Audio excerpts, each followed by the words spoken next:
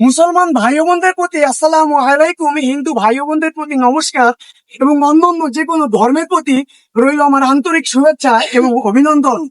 আমি মোহাম্মদ হাসান শেখদার সেই সুদূর ফরিদপুর থেকে সামান্য একটি জিনিস দিয়ে আপনাদের সামনে উপস্থিত হয়েছি। অনেক হয়তো প্রশ্ন করতে পারেন, দাদা ভাই কেমন জিনিস নিয়ে উপস্থিত হয়েছেন? আমি আপনাদের সামনে সামান্য একটি মলম নিয়ে উপস্থিত হয়েছি। উঠতে গেলে মাথা ঘুরে, বসতে গেলে মাথা ঘুরে, বাবারে মারে বলছি কার করেন। তবে জনাব, বেশি কথা বলবো না, মাত্র 2-4টি কথা বলবো, তারপরে এই স্থান থেকে অন্য স্থানে চলে যাবো। আছেন কোন ভাই বোন একটি মলম নেবেন? আমি চ্যালেঞ্জ করে বলতে পারি, এখানে যদি কারো মাথা ব্যথা থেকে থাকে তাহলে পয়সা দিতে হবে না, আমার কাছ থেকে একটু ফ্রি মলম নিয়ে আপনার মাথায় লাগিয়ে দিবেন। 2 মিনিট পর যদি আপনার মাথা ব্যথা না চাচ্ছে তাহলে কসম করে বলছি আমি এই স্থানে কখনো আসবো না।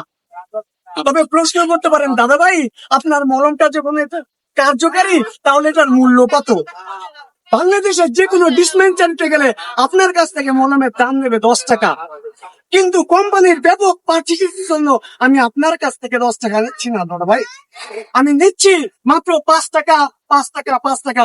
আছেন কোন ভাই বোন একটি মলম নেবেন? আমি চ্যালেঞ্জ করে বলতে পারি, এখানেও যদি কারো মাথা ব্যথা থেকে থাকে তাহলে পয়সা দিতে হবে না। আমি তো কোনো লেকচার দিয়ে মলম বিক্রি করি না।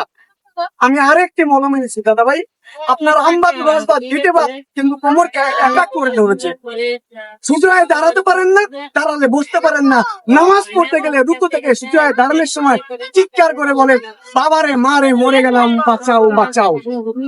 যেসব ভাই বোনেরা বাঁচাও বাঁচাও বলে চিৎকার করেন, তাদের বাঁচানোর জন্য আমার এই আশ্চর্য মলম।